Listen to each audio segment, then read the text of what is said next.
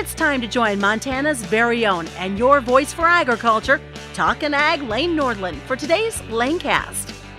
Everyone, welcome back to the Agriculture Conversation on the Lanecast Ag Podcast. I'm Lane Nordland.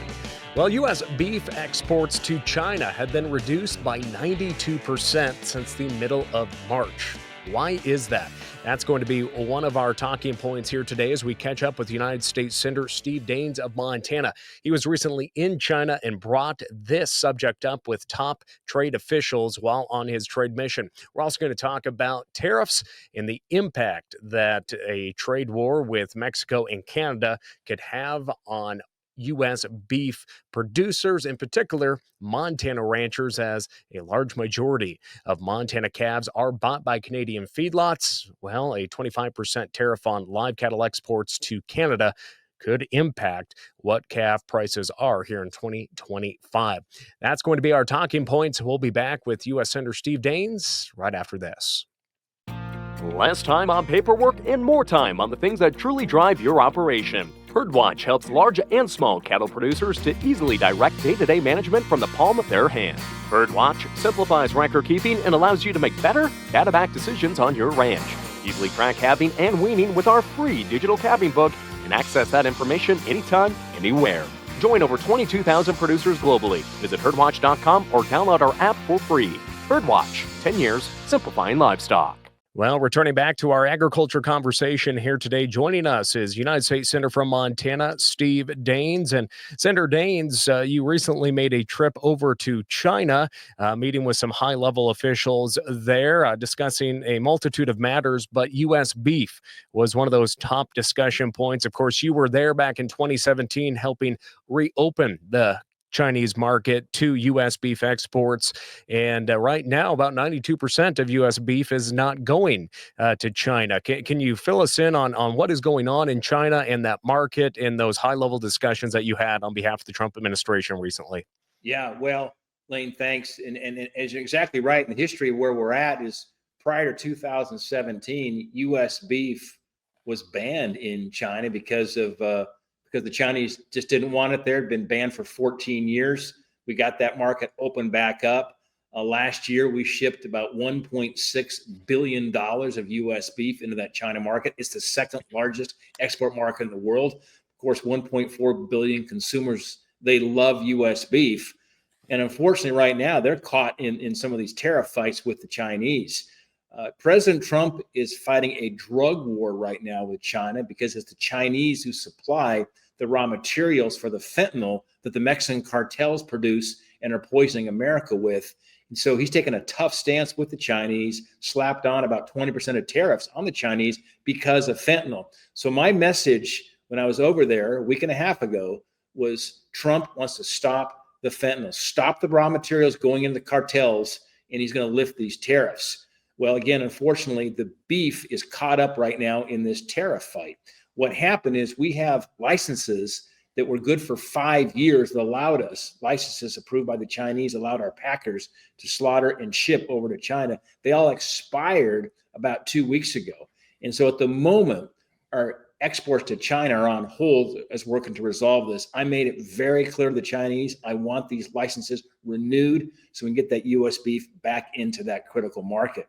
By the way, I also stopped in Vietnam on the way over to China. In Hanoi, I met with their top government leaders. They are very open to opening up their markets to more U.S. beef, to more wheat, to more barley, to more LNG. So that was a really good meeting. And by the way, in China, I also was pitching wheat.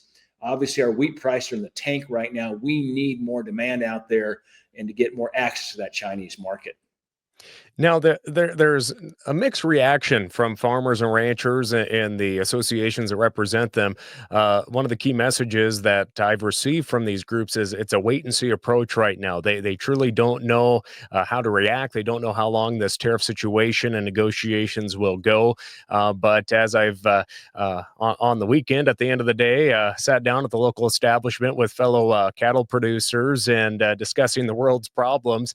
And obviously, the tariff situation here in North America is a hot topic right now, particularly here in Montana, where so many thousands of head of calves head up to Canada to Canadian feedlots.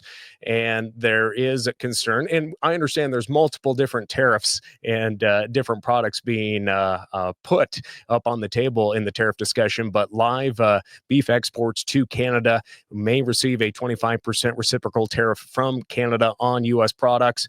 A lot of producers are very concerned when there's a few less hands this summer, maybe bidding on their cattle at the summer video auction market, that could impact these very high cattle prices that we are receiving. I guess, what is your take on that? And how is the Trump administration going to help work and make sure that we can keep these ag prices higher? Yeah. Look, I voiced concerns just last night with the White House about the tariffs, not only the Canadian tariffs, but tariffs in general, because it is farmers and ranchers that usually bear the brunt of the impact of a trade war if it escalates. They're on the front lines of these trade disputes. They receive the most harm and the greatest amount of harm typically. I voiced that strongly last night to the White House. President Trump called me this morning because he heard I was expressing concerns. We had about a 20-minute conversation. And I told us, Mr. President, look, my Montana farmers and ranchers, these are your people. They voted for you last November. But I got to tell you, they are concerned right now about the impact of possibly reducing the ability to supply a very important market like Canada, not to mention the rest of the world. Montana is impacted more by Canadian trade disputes than any other state in the United States. We have a higher percentage of trade with Canada than any other state in the United States. And so this particularly hits home with us. The president understood my concerns. He heard it. And I told him, I says, I want to stay in close contact with you because I'm listening to my farmers and ranchers. It's our number one economic driver in Montana. And I tell you, if that starts to get hurt, we've got problems in our great state, and it hurts some of the best people in our state, and that's our farmers and our ranchers.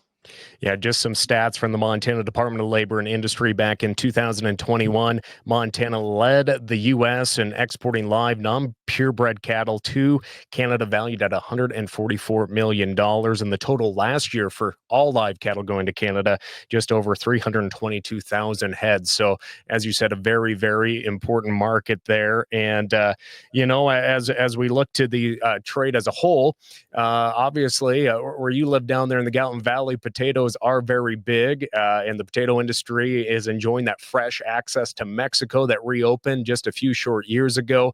A big opportunity there. So I know the potato industry is watching closely the talks, obviously on the North American front, but Japan is a big market for U.S. beef, but also potatoes. They want to get U.S. fresh potatoes into Japan. What's maybe a message you have to the Trump administration for your potato growers down there in the Gallatin Valley and across Montana that are looking forward to some fresh access to Japan? Well, let's add wheat to that equation too, Lane. In terms of beef, potatoes, and of course wheat. Huge market there in Japan for Montana producers. Well, it's consistent. I remind the folks here in Washington and the Trump administration that 95% of the world's consumers live outside the United States. The future of Montana agriculture and American ag is getting access to these markets, just like what potatoes got into Mexico here a few years ago, like getting beef into China a few years ago. That's the future of ag. That's how we can start to drive more demand up, and that helps on the price side as well. So again, this is something we're watching very closely, because if you start getting into a trade war, as we've seen in the past, this is not a new experience for us. We've seen this happen before. It's the farmers and ranchers on the front lines that get hit the hardest, and they get hit first. And so believe me, we're keeping a very close eye on this. And my role here is to make sure the president and his team understand the impact to our producers.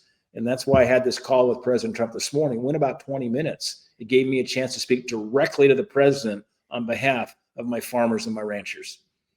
And as we look to the previous trade war during President Trump's first term, billions of dollars in farm aid was paid out to farmers and ranchers due to that trade disruption. I know Secretary Rollins, during her confirmation hearings, was discussing a similar plan if need be. What is the talk on the Hill and down at the Witten building on that front right now, if it does extend into that scenario? Yeah, I've heard that discussed, given, again, this is not a new situation that we've been involved with. I've heard that. And again, I'd rather not have to go there. I'd rather get these trade disputes settled, because one of the problems we face is when we lose market share to competitors around the world, then they tend to fill that gap. It takes a while to get that market share back. And so that's why it's important to try to avoid it in the first place. But if it does happen, the administration has mentioned they may go back to some of those, relief that we can provide. I can tell you this, my farmers, my ranchers were very clear to me. They said, Steve, we'd rather not have to take the relief. Let's just solve the trade dispute. They don't want to have a federal government stepping in to cover for these trade disputes. But having said that, the federal government has told me, it was the Trump administration, that they'll be there for our farmers and ranchers if they need it as a result of harm done by these trade disputes. So we're watching this carefully as this thing plays out. It's a little early yet to see what might happen in terms of relief packages. I want to try to resolve the trade issues first. That's the best answer of all. Well, what did the president say this morning? If you can share a little bit about that, what's his feeling as negotiations continue here, and of course tomorrow, more possible trade information coming out too in terms of tariffs. The president listened intently, and I was not afraid to share. I'm not afraid to share the good news and the bad news, and talk about the challenge we're facing right now of these 394 China license permits that expired. They were 5 years in the making, and they expired 2 weeks ago Sunday. So it's just important that our leaders, like President Trump, hear the facts. He hears it directly from somebody who is looking out for the interests of Montana farmers and ranchers. That's my job, to serve the people of Montana. He listened to it intently, and he doesn't like hearing about the impact on our farmers and ranchers. And I hope that gives us impetus to solve and resolve this trade dispute. We'll see what happens when they launch these tariffs tomorrow. But we won't be bashful here in Washington on behalf of my farmers and my ranchers. Last question. Did you get your elk permit in yet? I did. It's the deadline today. So I did get it in. And of course, got my antelope tags in too. But that got a little more time. Got till June for those. So got all that done early. I just do it all at once, or I'll forget about the second round of licenses. Exactly right. Yeah. Well, Senator, I just want to thank you for taking time with us here today as we are on the eve of those tariffs, but shedding light on the important discussions had over in China and all these other important fronts on the ag sector. So thank you so much to U.S. Senator Steve Daines for joining us here today. Thanks, Lane. Good to join you. Thank you for tuning into the Lanecast with Talkin' Ag Lane Nordlund. Don't forget to subscribe to the Lanecast on your Apple or Android devices. We look forward to joining you next time on the Lanecast.